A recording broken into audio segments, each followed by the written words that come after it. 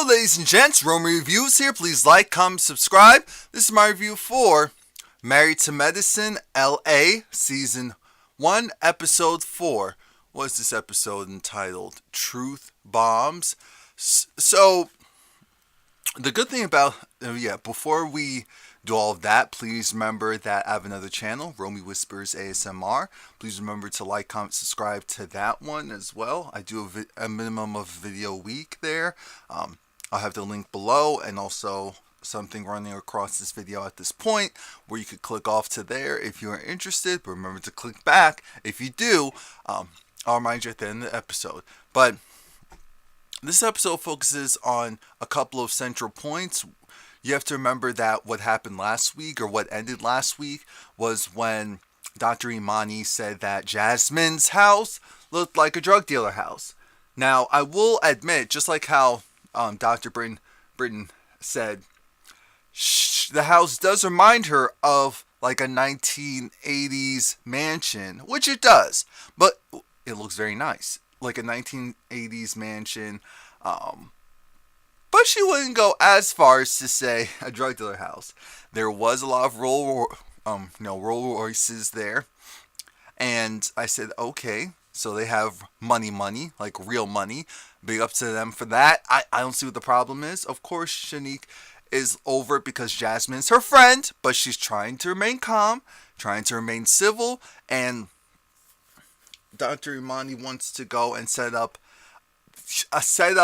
a area for everyone to go and talk, voice their opinions, and just be heard. I said, that's cool. We'll see how that all goes.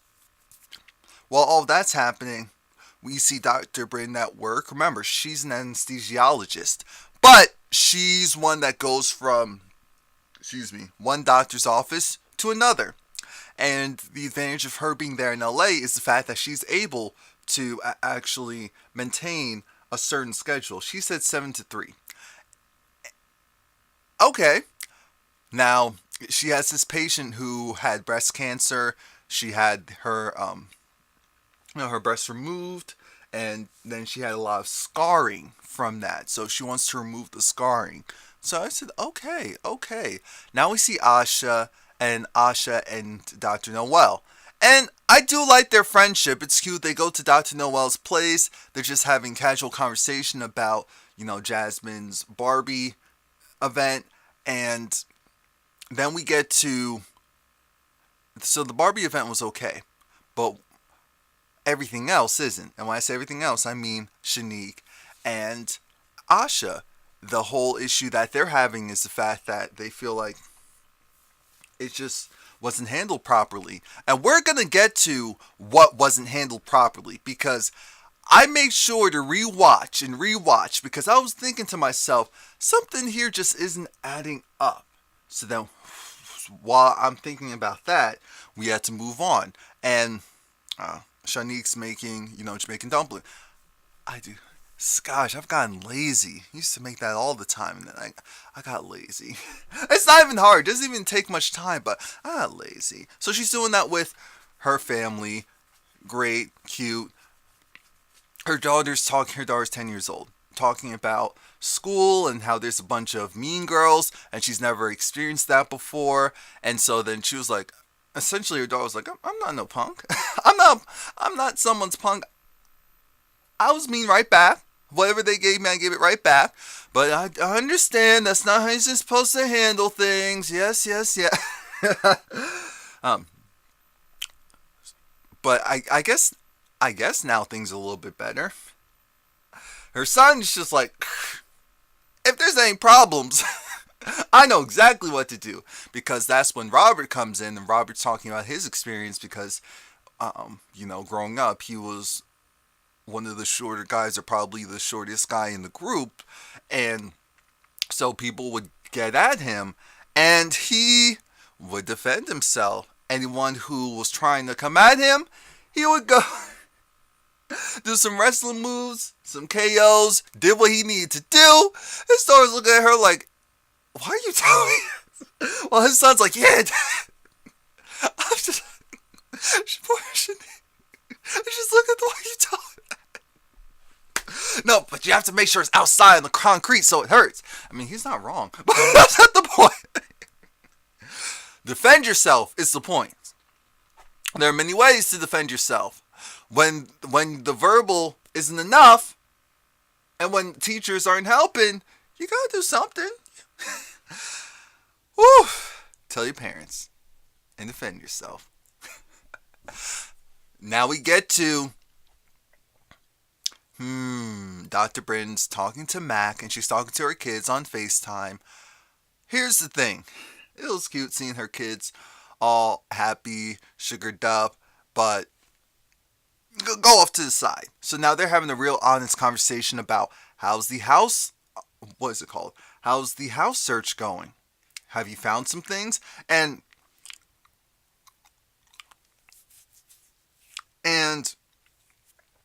she's just like, look, I have, but everything that I saw, you had a problem with. You said you didn't like this, and we did see that she has been going house hunting, and he's not here for it. Someone told me that he's a realtor, which makes sense.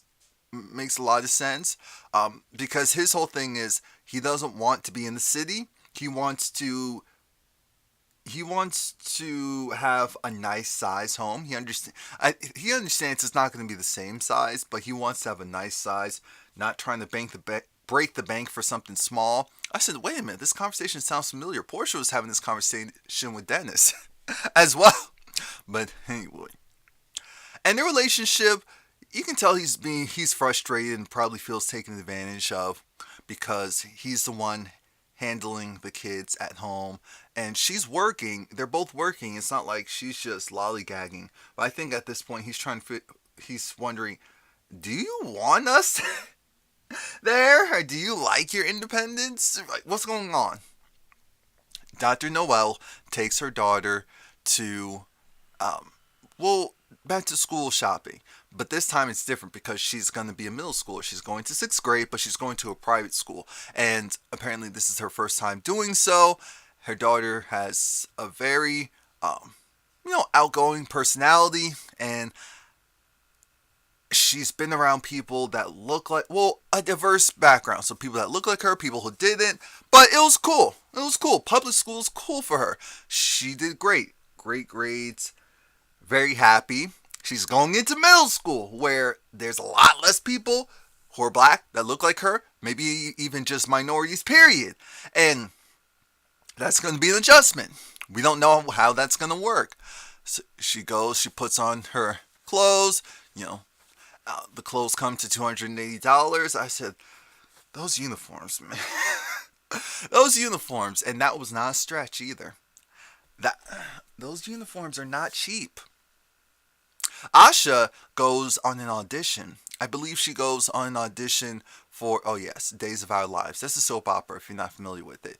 And she's just talking about the plight and struggles of being an actress. And especially, she's a black actress. So she had this script that she had to do. And she did good. And the casting director was happy. Oh yeah, pick up Asha.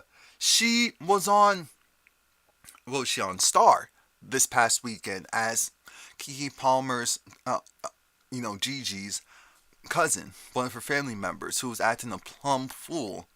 And I said, okay. The first time she ran the script, it was the way how Asha would do it. I said, okay. The second time, because he said, just do a little bit more sass. I said, I was triggered myself. She did it. He liked it. He was like, because I guess he's just trying to see what can you do. But being a black woman, things like sass, spunk, edgy, it's trigger words because you don't want to just be the loud one or the over-the-top one. And so I get where she was coming from, but did anyone else notice how he kind of threw in there like, I used that word because I wanted to, get a certain reaction out of you to see what you do. So I'm like, okay, dude, if that's your way of saying I'm not trying to pigeonhole you. We'll see. We shall see. Now we have Asha, who's preparing. I get her, like I said, her and Dr. Noel are close friends, and they're getting ready because Imani is doing this event. Imani's going to the suite where the event is going to be held, and it's very nice, very spacious. She has Dr. Britton there, and before everyone else gets there, her and Dr. Britton have a conversation, and it's about her and Mac. Her and Mac are, like I said, they're having some issues because he feels like, what are you doing? Are you there just lollygagging, having a good time out in LA? Out in LA while I'm here taking care of the children. And she's just saying how, because I thought she was going to say, traditionally because women more so do that role. But no, she said she was the one who was taking care of the kids for a while. And so now that it's him bearing that daily responsibility, it's a lot for him. And I said, I can see that. We all can see that. But she is a little concerned because she doesn't want this to cause a big wedge in the relationship. Over time, it can. Over time, 100% it can. So she's not wrong for feeling concerned. Now, Dr. Imani gave her some general advice, but let's go to Jasmine and Shanique. Jasmine is driving in one of the Rolls. I said, oh, that is beautiful. It is beautiful. Whew, okay, get it together. Jasmine's driving, and then Shanique tells her, well, and a lot of people need to understand that on these shows, a lot of times, production is like, when something happens on camera, you're supposed to go and tell them what was said on camera. I did notice the car seat in the back in Jasmine's car. I said, oh. So that's probably why Shanique told her, right before they got to the party versus giving her the heads up earlier on. Anyway, so Jasmine's upset. She's upset about what Imani said. She feels like, she wants to curse.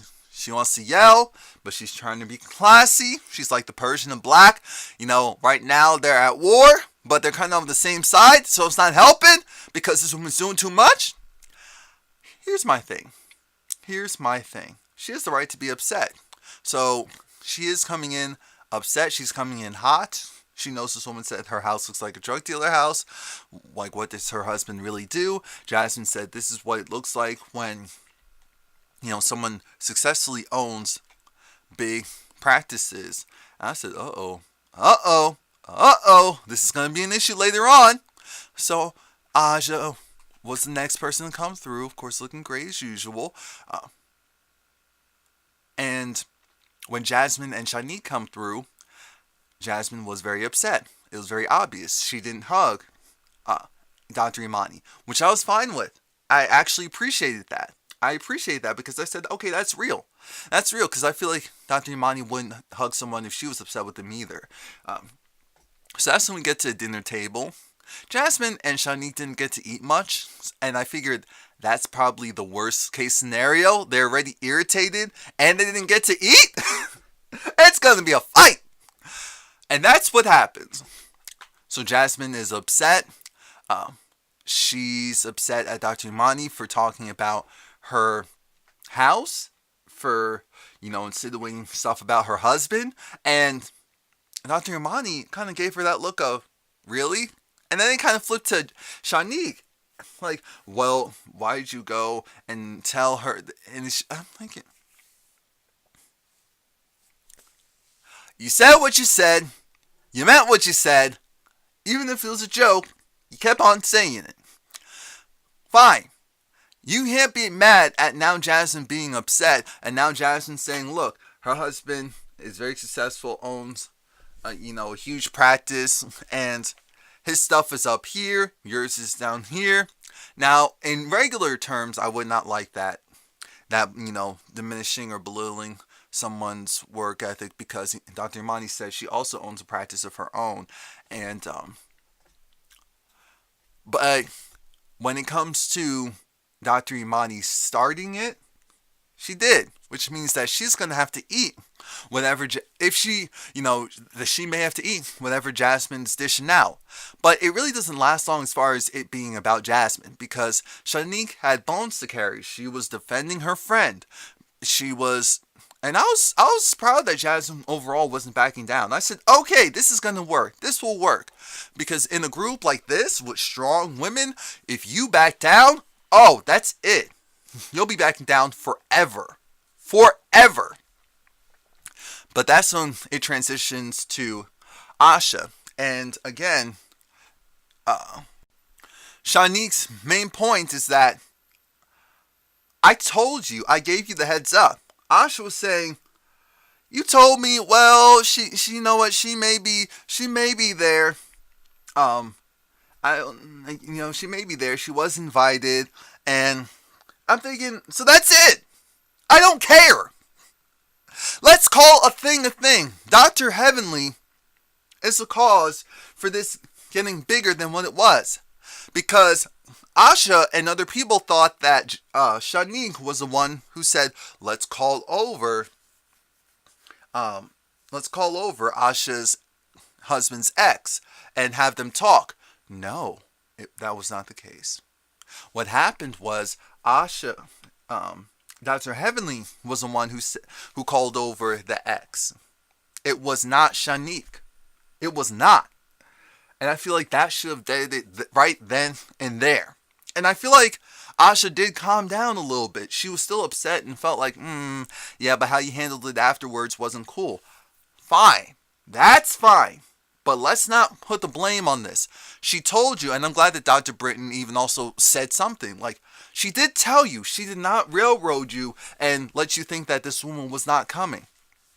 She told you, and I get it. Asha is like, wait, but you two were close, and you're trying to make it seem like one way.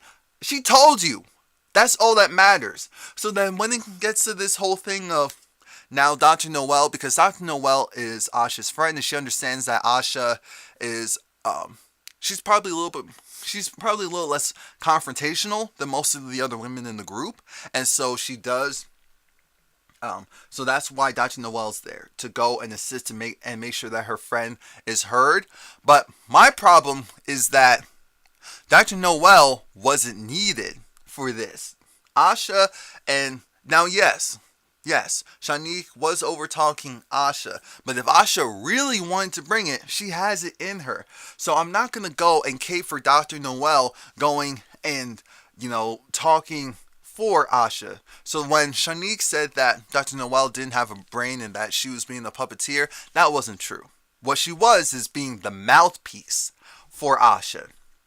And it's not because, Asha expects it. It's just because that's naturally how she is. She's someone who is open to, calling things out. This is a lot. But then things take a sharp left when Shanique talks about how, these timelines are interesting because apparently, let's go back 6 years. So 6 years ago, Asha and her husband, I guess they knew each other, and there was some potential overlap with his previous relationship. Take it down to 4 years ago, Shanique is saying that her husband was still having some type of interaction with her ex, and this is what her husband, Dr. Robert, told her.